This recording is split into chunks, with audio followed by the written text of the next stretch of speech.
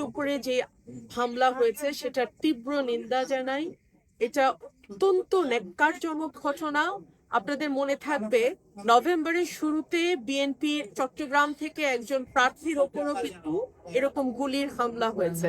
So যারা নির্বাচনটিকে কলঙ্কিত করতে চায়, যারা চায় না বাংলাদেশে একটি অবাধ, সুষ্ঠু এবং নিরপেক্ষ নির্বাচন হোক, যারা চায় না বাংলাদেশ গণতন্ত্রের পথে যাত্রা শুরু করুক, এবং যারা চায় না যে বাংলাদেশের মানুষ আবার একটি নির্বাচিত রাজনৈতিক সরকার পাক, তারাই কিন্তু এই ধরনের হামলার সঙ্গে যুক্ত বলে আমরা বিশ্বাস করি।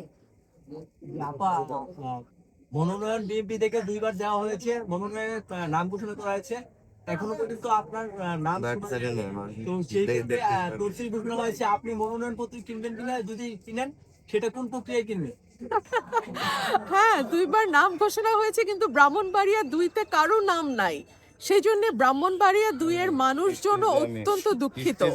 এবং আমার নাম ঘোষণা হয়নি, অথচ আমার সংবাদ মাধ্যমে যে ভাইরা আছেন তারা কেন যেন এই আসন লেখার সময় লেখেন এটা রুমিন ফারহানার আসন। তাহলে সেটা আপনারাই ভালো জানেন কেন আপনারা এটা লেখেন। আর আমার নেতাকর্মী, আমার এলাকার ভোটার, যাদের ভালোবাসায় এবং পরিশ্রমে আমি এত দূর এসেছি, তাদের সিদ্ধান্তই আমার সিদ্ধান্ত, তাদের কথাই শেষ কথা। না, আপনি একবার করে ফেলেছেন, আর কেউ? আমার আরেকটা প্রশ্ন ম্যাডাম, না, আর কেউ?